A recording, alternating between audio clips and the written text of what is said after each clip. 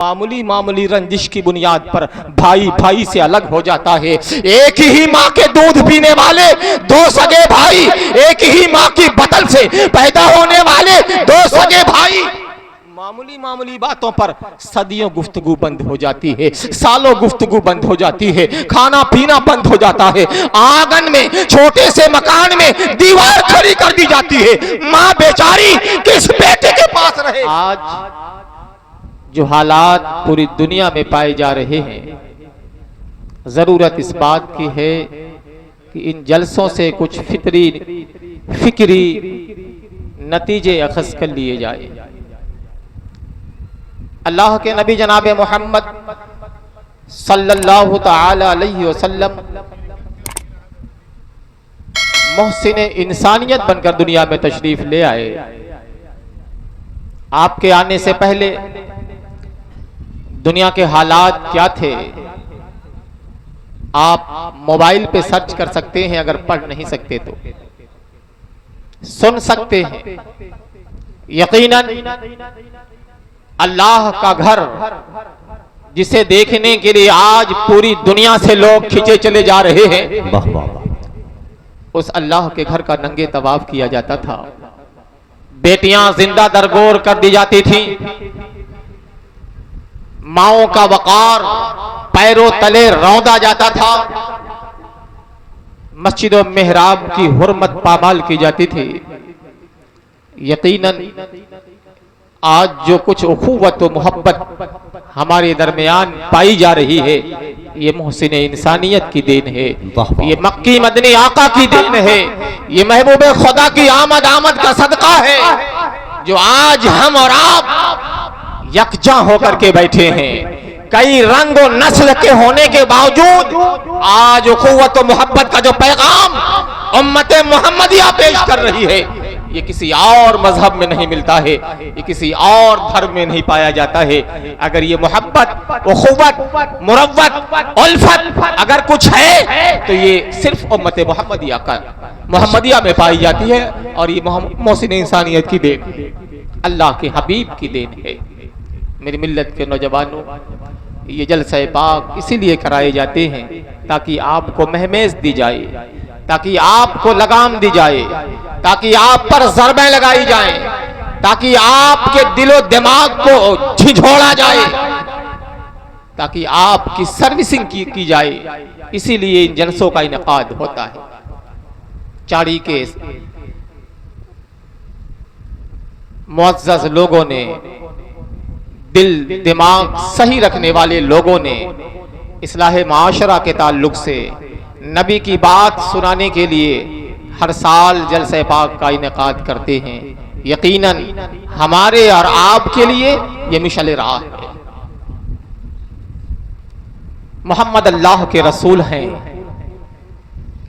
मोहम्मद के चाहने वाले कुफ्फारों पर बड़े सख्त हैं, और आपस में बड़े रहम दिल हैं, आपस में बड़े मुरव्वती हैं, आपस में बड़े ही मोहब्बती, और ऐसे मोहब्बती बात बात पे रोने लगते हैं। इनका दिल इतना नर्म होता है, इनकी बातों को ठेस लगती है तो आंखों से आंसू निकल पड़ते हैं।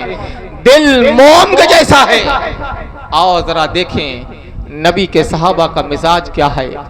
नबी करीम की बारगाह मुकद्दस में पलने वाले सहाबा जो गुदड़ी पोश थे, बोरिया नशी थे, जो ऊंटों को चराया करते थे, जंगलों की खाक छाना करते थे, बकरियां चराया करते थे, मगर तारीख बताती है एक नबी ने सहराए अरब में वो तमद्दुन का झंडा लग जाता है कि पूरी दुनिया नबी के साए तले, नबी के झंडे तले आकर के ये पैगाम देने लगती है।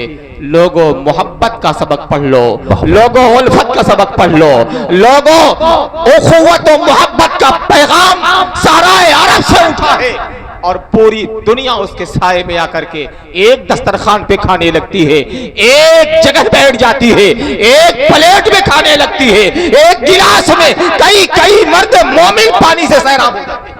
ये इस्लाम की खुसूसियत है, ये पैगंबर आज़म की अता है, ये मोहसिन इंसानियत की देन है। तारीख पढ़ें, नबी करीम सल्लल्लाहु अलैहि वसल्लम के चचा हजरत अब्बास रज़ियल्लाहु ताला अन्हु, आपका मकान मस्जिद नबी से मुत्तसिल था। नबी करीम की मस्जिद नबी से मुत्तसिल था अजीजाने गिरामी, और आपके मकान का परनाला मस्जिद नबी में गिरता था।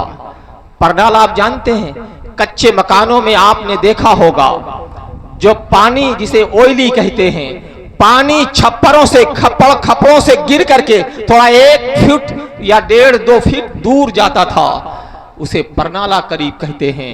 आपको मैं बता दूं, नबी करीम के चचा हजरत अब्बास के मकान का परनाला बरसात में मस्जिद नबवी में पानी गिरा करता था। वो ऐसे ही दौरे सिद्दीक अकबर में भी होता रहा। जब दौरे उमर आता है, हजरत उमर रज़ियल्लाहु तआला अन्हु ने गौर फरमाया कि नमाजियों को आने जाने में तकलीफ होती है, उनके कपड़े तर हो जाते हैं। उन्होंने उस परनाले को गिरा दिया।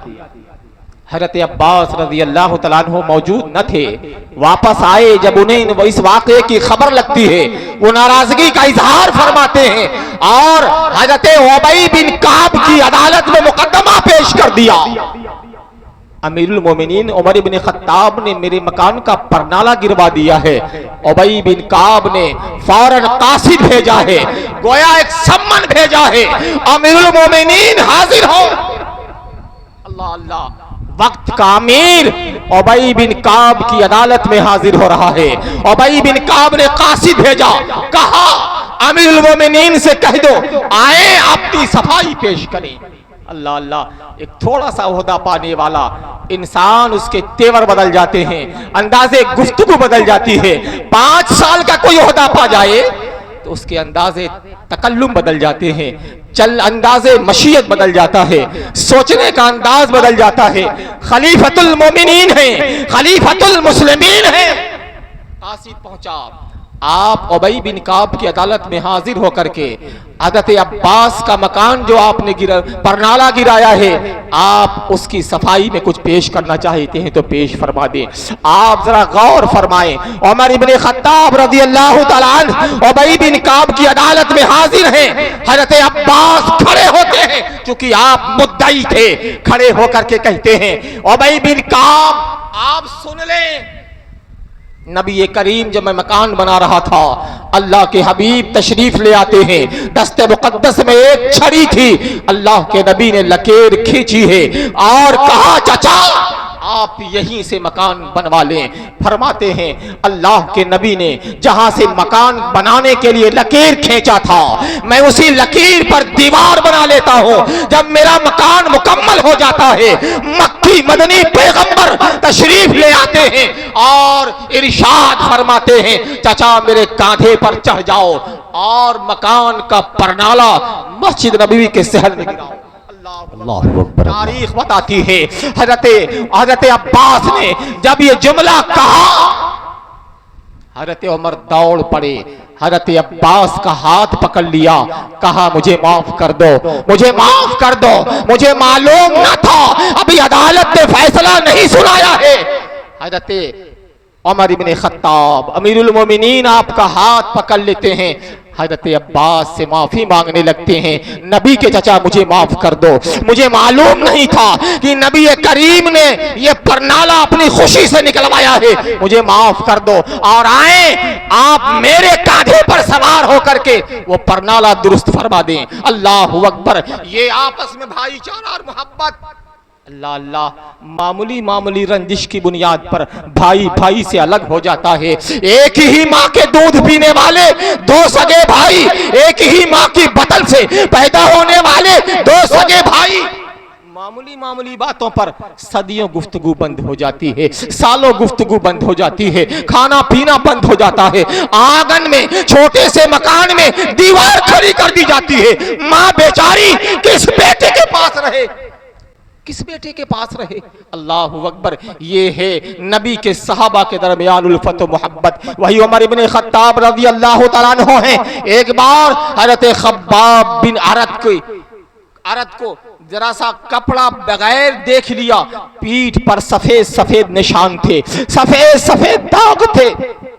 उमर इब्न खत्ताब रज़ियल्लाहु तआला अन्हु ने फरमाया, ये खब्बाब, ये तुम्हारी पीठ पर ये सफेद सफेद निशान कैसे हैं?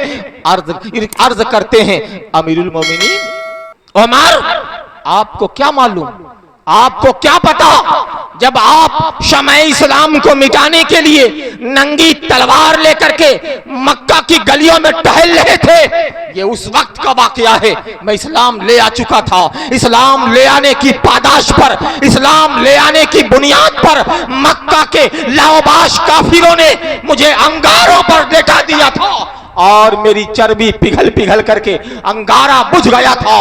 उसी आग के जलने की वजह से मेरी पीठ सफेद हो गई है। उमर, तुम्हें क्या पता है?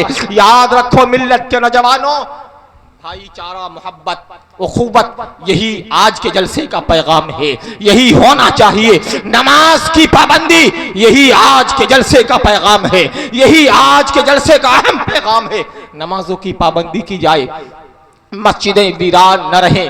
मस्जिदें आज अल्हम्दुलिल्लाह नमाज बड़ी आसान हो गई है। गोया इतनी आसानी, मस्जिदों में एसियां लगी हुई हैं, कालीन बिछे हुए हैं, वुज़ू बनाने के लिए गर्मियों में भी गर्म पानी गीजर लगे हुए हैं, टोटियां खोलो, बेहतरीन पानी निकलता है। अल्लाहु अकबर, ठंडे पानी पीने के लिए मस्जिदों में लगाए गए हैं, ऐसी मशीनरी लगाई गई है। बस यकीनन आप नमाज पढ़ना नहीं चाहते हो, कूलर लगे हुए हैं, पंखे लगे हुए हैं, एसियां लगी हुई हैं, कालीन बिछे हुए हैं। याद रखो, एक दौर ऐसा था, बरसात हो गई मदीना पाक में, अल्लाह अल्लाह, बरसात हो गई है, कीचड़ हो गया है, कीचड़, और रास्ते में बारिश के पानी रुके हुए हैं। नमाजे ईशा या गालिबन मगरिब का वक्त है, अंधेरा छा गया है।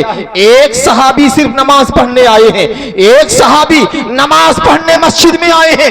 प्यारे आका ने उन्हें देखकर खुशी का इजहार फरमाया है, खुशी का इजहार फरमाया है। सिर्फ अकेले आए हो? हाँ या रसूल अल्लाह, अकेला आया हूं। नमाजे ईशा जब खत्म हो जाती है, जब वो घर जाना चाहते हैं, मेरे पैगंबर ने फरमाया नमाजे ईशा हो गई है, अंधेरा हो गया है, रास्ते अंधेरे हैं, कीचड़ है रास्ते पर। मेरे पैगंबर ने खजूर की एक शाख अपने मुकद्दस हाथ में ली है और वो टार्च के जैसे मुनव्वर हो गई है, उससे रोशनी फैलने लगी है। सहाबी को हाथ में दिया है, वो सहाबी उसी खजूर की रोशनी में, खजूर की शाख की रोशनी में अपने घर चले जाते हैं। मिल्लत के नौजवानों, इतनी आसानियां हैं, नमाजें हम नहीं पढ़ रहे हैं। और आखिरी पैगाम देके अपनी बात खत्म करना चाहता हूं।